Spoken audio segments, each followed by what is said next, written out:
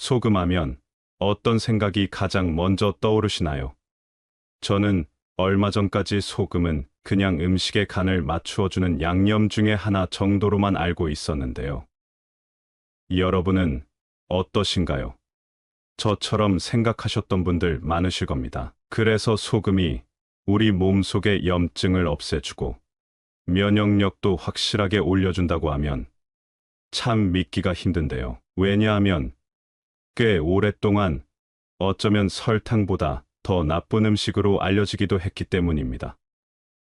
우리 속담에 평양감사보다 소금장수라는 말이 있습니다. 소금이 얼마나 귀한 존재였길래 그 좋다는 평양감사보다 소금장수가 더 좋다고 했을까요? 모르긴 몰라도 이런 속담이 생겨난 것을 보니 예전에는 소금이 황금과 맞먹는 귀중품이었던 것만은 분명한 것 같습니다. 그런데 오늘날의 소금은 어떤가요?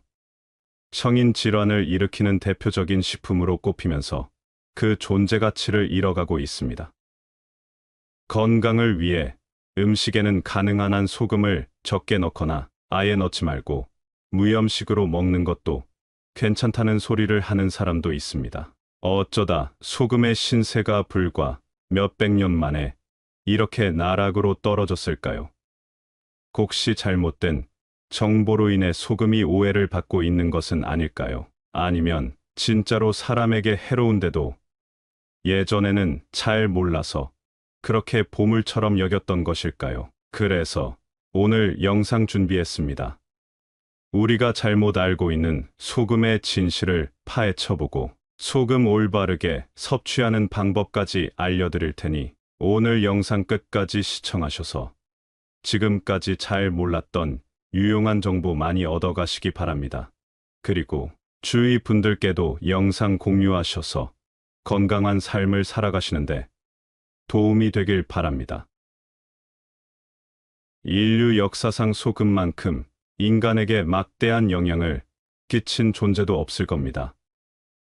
사람은 생체적으로 소금을 먹지 않고는 생존할 수 없었기 때문에 소금은 인류가 등장하면서부터 음식과 막대한 관련을 맺으며 사용되어져 왔습니다. 특히 우리 조상들은 소금을 다양한 질환에 사용했는데요. 치약이 아직 없던 시절 소금으로 치아를 닦는 것은 물론 혀에 백태가 끼거나 갈가락 무좀이 생겼을 때 소금을 바르거나 문질렀다고 합니다. 또한 치통이나 피부병이 발생했을 때도 소금으로 닦고 씻는 등 소금은 우리 생활 전반에서 사용되지 않는 곳이 없을 정도로 만병통치약처럼 사용되어져 왔습니다. 실제로 한의학에서는 소금을 매우 중요한 약재로 사용했다는 기록도 있습니다. 명나라의 대표적인 약학서인 본초강목에는 총 75종의 소금을 활용한 처방이 수록되어 있고 세종대왕 시절에 편찬된 향약 집성방에도 소금 치료법만 무려 수백 가지가 넘게 실려 있다고 합니다. 냉장고가 없던 시절 음식을 오래 보관하기 위해 사용한 방법도 바로 소금을 활용해 음식을 만들어 먹는 것이었습니다. 그래서 우리나라 전통 음식이 주로 간장, 된장, 고추장, 김장김치, 젓갈류 같은 것들이죠. 그러나 현대에 와서는 냉장고의 개발과 각종 약품 개발로 보존제 및 치료제로서 사용되던 기능이 서서히 과거의 일이 되어버렸습니다.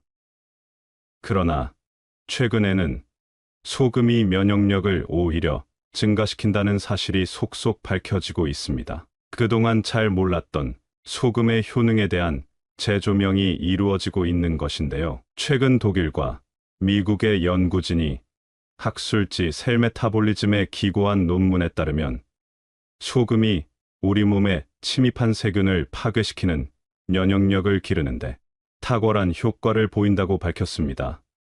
또한 독일과 미국 교수의 공동 연구에 따르면 소금을 많이 먹인 쥐들이 적게 먹인 쥐들보다 세균 감염으로부터 더 빨리 회복하는 것을 발견했다고 합니다. 인체 체액 속에는 조화로운 미네랄을 포함한 염분의 농도가 항상 0.9 9%를 유지해야 정상적인 인체의 기능을 수행한다고 하는데요. 0.6% 이하가 되면 생명활동에 꼭 필요한 주요 생체 원소가 현저하게 감소해 모든 장기의 세포들이 그 기능을 잃어 기초 체력이 심하게 저하되고, 남성의 경우에는 정력이 감퇴하거나 불임의 원인이 되고, 심하면 성기능을 잃을 수도 있다고 합니다. 또한 0.2% 정도가 되면 인체가 치명적인 손상을 입게 되어 심하면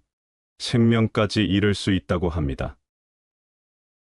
우리 인체 세포들은 화학 성분을 잘 받아들이려고 하지 않는다고 하는데요. 화학 소금을 주로 먹고 짜게 먹지 말라는 말대로 저염식까지 하는 현대인들은 평균적으로 인체 염분 농도가 0.4% 정도 된다고 합니다. 그러니 먹을 것이 풍부한데도 건강하지 못한 사람들이 많다는 것입니다.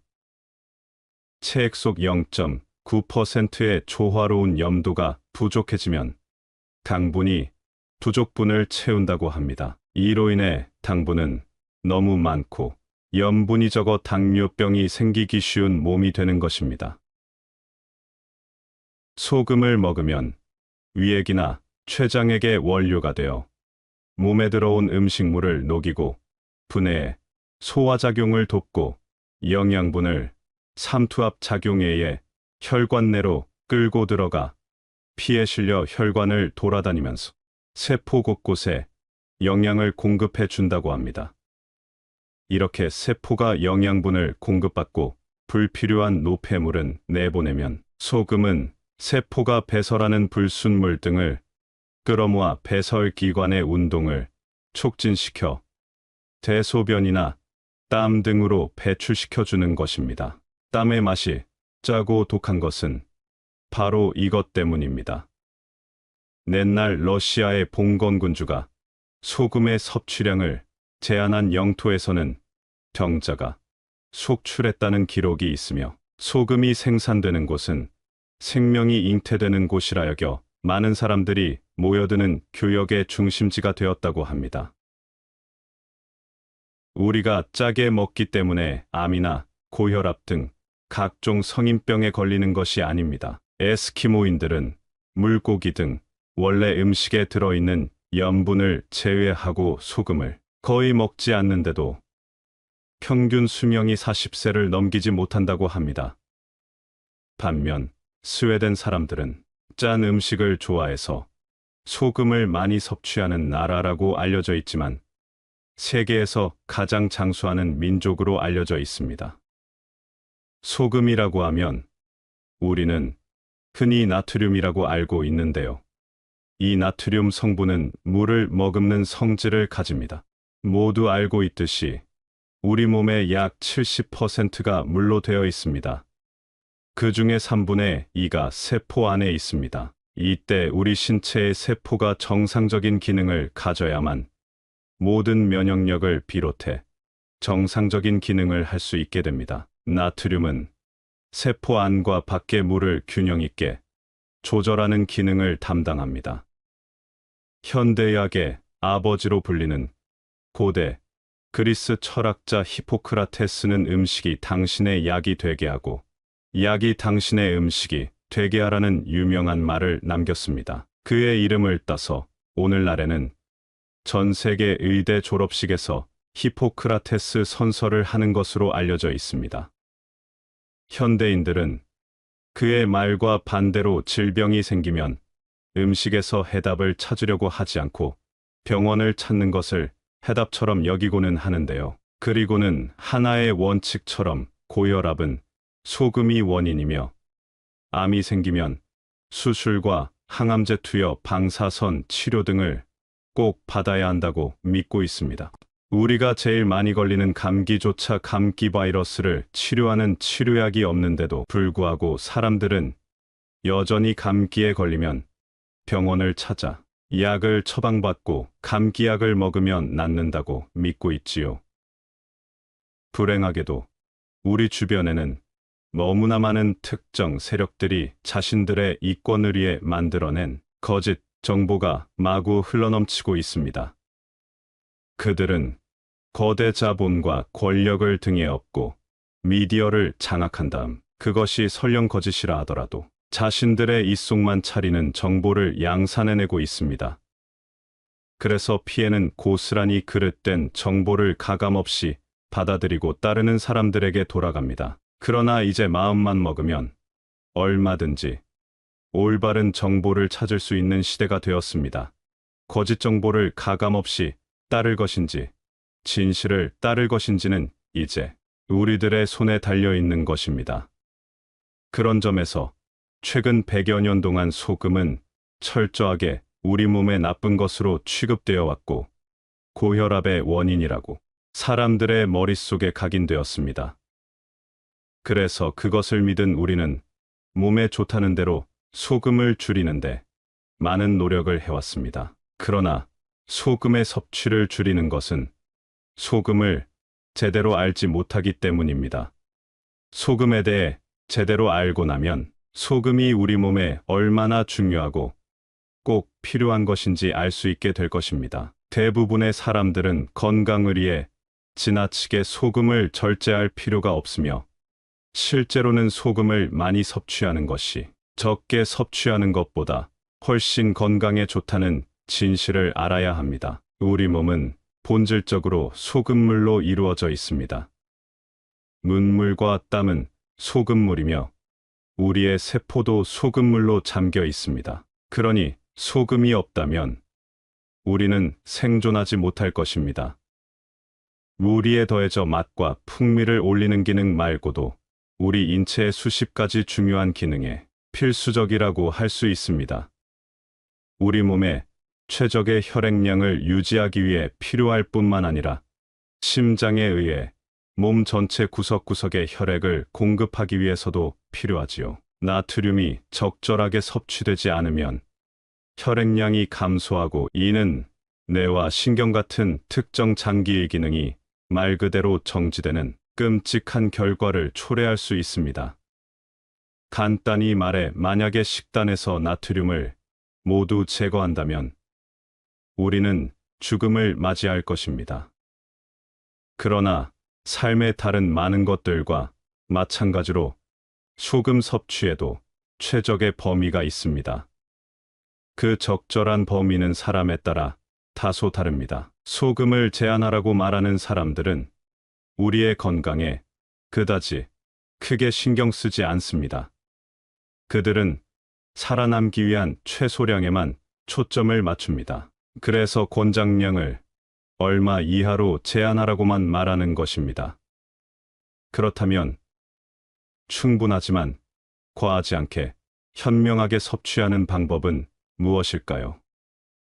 한 가지 좋은 소식은 건강한 대다수의 사람들은 소금을 과하게 섭취하는 것에 크게 걱정하지 않아도 된다는 사실입니다. 우리의 몸은 과한 것을 조절할 수 있는 능력이 있기 때문입니다.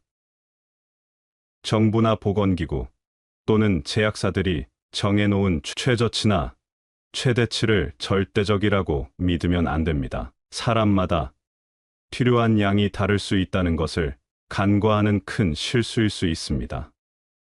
소금과 가장 관련이 있는 고혈압의 기준치도 시대에 따라 다르게 적용되어 온 것을 아시는 분은 별로 없을 겁니다. 우리나라는 주로 미국에서 발표하는 건강 수치를 그대로 가져와서 배우고 환자들에게도 적용하는데요. 미국 심장학회가 2017년 고혈압의 경계치와 목표혈압을 기존보다 낮추겠다고 발표한 적이 있습니다. 기존의 수축기혈압 140에 이완기혈압 92였던 것을 한 단계 더 낮춰 수축기혈압 130 이상, 이완기혈압 80 이상을 고혈압군으로 편입시킴으로써 고혈압 유병률은 10% 이상 확 증가했습니다. 이를 따라서 우리나라 대한고혈압학회도 같은 기준을 적용하기 시작했습니다. 이렇게 되면 예전에는 140 이상이면 고혈압 약을 처방하던 것에서 130 이상만 되어도 고혈압 환자가 되고 치료 대상이 되는 것입니다. 갑자기 어떤 이유로 고혈압 기준을 낮춘 것인지는 정말 의문이 드는 대목입니다. 그리고 모든 성인이 같은 기준의 정상혈압을 유지해야 한다는 것은 정말 뜨악하게 만듭니다. 젊은 사람들의 혈관과 나이 든 사람들의 혈관이 과연 같을 수 있을까요? 옆 나라 일본은 5년마다 고혈압 학회에서 가이드라인을 정해서 발표하는데 정상 수치를 계속 낮추고 있다고 합니다. 기준을 낮출 때마다 환자 수는 당연히 급증합니다. 일본은 1980년대 230만 명이던 고혈압 환자가 현재는 5,500만 명으로 무려 20배나 늘었습니다. 우리나라도 인구 5천만 명 가운데 약 1,000만 명이 고혈압 환자라고 합니다.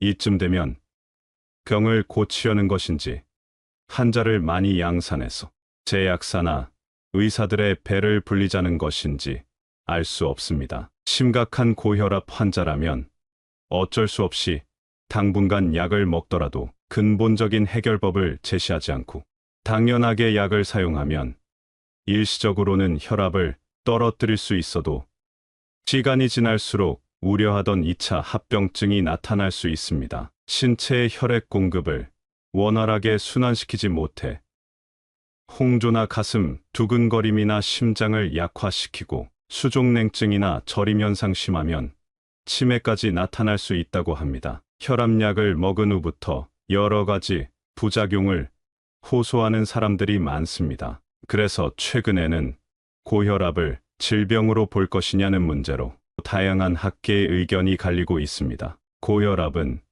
그 자체가 질병은 아니며 인체의 혈액순환을 기존대로 유지하려는 인체의 항상성의 반응으로 봐야 한다는 의견이 다수입니다. 나이가 들면 자연스럽게 노화와 함께 여러 가지 질병이 찾아오는데요. 병원을 찾는 사람 중에는 자신이 걸어다니는 종합병원이라고 말하는 사람들이 생각보다 많은데요. 나이가 들어가면서 여기저기 안 아픈 곳이 없다, 안 아픈 곳을 찾는 게 더 빠르다는 말도 하게 됩니다. 그러나 그 내용을 듣고 나면 결국은 몸속의 온갖 염증 반응으로 고생하는 경우가 대다수입니다. 염증을 그대로 방치하면 무서운 치매도 되고 암도 된다는 것입니다. 언젠가부터 몸이 아파 병원을 방문하면 짜게 먹지 마세요. 저염식이 몸에 좋습니다. 이런 이야기를 귀가 따갑도록 듣게 되었습니다. 그러다 보니 과거에 비해 먹던 소금의 양을 줄이게 되었습니다. 또한 육식보다는 채식이 좋다는 다양한 논문 결과를 바탕으로 채식주의자, 비건주의자들이 증가하게 되어 더욱 먹는 소금의 양이 자연스럽게 줄게 되었습니다. 그리고 하루에 얼마 이상의 물을 먹어야 좋다고 해서 물을 많이 마시게 되었습니다. 결과적으로 예전보다 물을 많이 마시고 채식 위주의 식사를 하고 저염식을 하게 된 것입니다. 이렇게 되면 저나트륨 혈증에 걸리게 되는데요. 이것이 바로 우리 몸의 가장 중요한 면역력을 떨어뜨리는 주범이 되는 것입니다. 그래서 암 환자들을 고치기 위해 떨어진 면역력을 올려주는 고나트륨 식이를 하게 했더니 암이 완치되었다는 분들도 많이 계십니다. 또 나트륨을 먹은 환자들에게서 피부가 좋아지는 현상도 발생한다는데요. 그만큼 나트륨이 수분을 내 몸에 충분히 머금게 만든다는 것입니다. 우리 몸속에 나트륨이 부족해지면 몸속 수분이 바깥으로 계속 빠져나가게 되어 피부가 당기고 건조해진다는 것입니다. 이렇듯 우리 몸이 원하는 만큼 소금을 섭취해주는 것이 아주 중요합니다. 고염식이냐 저염식이냐가 중요한 것이 아니라 내 몸이 받아들이는 만큼 먹으라는 것이 더 맞는 이야기입니다. 그럼 이렇게 꼭 먹어주어야 하는 소금이라도 어떤 소금을 먹으면 좋은가는 또 생각해 봐야 할 문제인데요. 천일염을 먹어야 좋으냐, 핑크솔트가 좋으냐, 죽염이 좋으냐, 암염이 좋으냐, 천일염도 3년 이상 간수 뺀 소금을 먹는 게 좋으냐 등등 많은 이야기가 나옵니다. 우리나라는 예로부터 자염을 주로 먹어왔는데 약 3, 40년 전쯤부터 천일염을 먹는 것으로 식문화가 바뀌었는데요. 자염은 가격이 비쌌기 때문에 천일염이 대체품으로 나오게 된 것입니다. 주로 서해안에서 천일염을 생산했는데 아시다시피 서해안이 바닷물이 낮고 갯벌이 많아서 이물질이 많아 식용으로 먹기보다는 김장철에 배추를 절인다든지 아니면 겨울철에 눈이 많이 오면 눈 위에 뿌려서 눈을 녹이는 용도로 주로 사용했었다고 합니다. 그래서 생각한 것이 공해 안에 물을 끌어와서 생산하게 된 소금이 바로 우리가 주로 먹는 정제염이라는 것입니다. 마트에서 자주 보게 되는 꽃소금이라고 이름 붙인 것들입니다. 그러다가 약 10여 년쯤 다시 서해안의 천일염이 식용으로 사용허가를 받게 되었는데요. 그 이유는 천일염에는 미네랄이 풍부하다는 이유에서입니다. 천일염을 드실 때는 아무리 깨끗하게 생산했다고 하더라도 혹시 모를 이물질이 있을 수 있으니 물에 녹인 소금물 형태로 만들어서 윗부분만 음식에도 넣으시고 연한 농도로 타서 그냥 물 대신 마시는 것도 좋습니다. 세계보건기구에서는 성인이 하루에 먹어야 하는 양으로 5g을 넘지 않을 것을 권장한다고 하는데요. 이 정도가 그럼 어느 정도냐? 우리가 흔히 사용하는 티스푼으로 한 스푼 정도입니다. 그러나 모든 성인이 매일같이 정확하게 5g을 먹어야 하는 것은 아닙니다. 오늘 내가 마신 물의 양에 따라 먹는 소금의 양도 달라져야 합니다. 인체가 가진 전체 체액의 농도는 0.9%입니다. 예를 들어 내가 오늘 약 1리터의 물을 마셨다면 9g까지는 먹어도 전혀 문제가 되지 않습니다. 그렇다고 무조건 먹는 물의 양을 계산해서 많이 드실 필요도 없습니다. 하루에 우리가 먹는 다양한 음식에도 나트륨은 첨가되기 때문에 성인은 하루에 약 5에서 10g까지 먹는 것을 추천드립니다. 오늘 짠 음식을 너무 많이 먹었다면 굳이 소금을 따로 섭취하지 않으셔도 되지만 너무 싱겁게 먹었다고 생각되면 따로 천일염이든 죽염이든 가정에 있는 소금을 물과 함께 드셔주시면 좋은데요. 우리나라 사람들은 식사를 할 때 주로 국과 찌개 종류를 함께 먹기 때문에 따로 많은 양의 소금을 드시지 않아도 됩니다. 그러나 우리의 식문화도 많이 바뀌고 있어 국이나 찌개 종류를 잘 안 드시거나 적게 드시는 분이라면 따로 소금을 챙겨 먹는 것이 좋겠습니다. 지금까지 말씀드린 것을 바탕으로 자신에게 맞는 소금의 양을 드시면 됩니다. 다시 한번 말씀드리지만 소금을 무조건 많이 드시라는 것이 아닙니다. 다음의 세 가지 특징에 해당하시는 분이라면 꼭 소금을 챙겨 드시고 더욱 건강한 삶을 사시라고 말씀드리는 것입니다. 첫째, 하루에 마시는 물의 양이 많으신 분. 둘째, 건강에 좋다고 무염식, 저염식을 주로 하시는 분. 셋째, 채소 위주의 식사를 하시는 분들이라면 의도적으로 소금을 더 드셔주셔야 합니다. 건강에 좋다고 비싼 죽염이나 암염 등을 사서 드시는 분들이 계실 텐데요. 물에도 다양한 좋은 성분들이 많으니 소금물 형태로 드셔주시면 더 좋습니다. 우리가 주로 면역력을 높여준다고 하면 장 건강을 생각하시는 분들이 많습니다.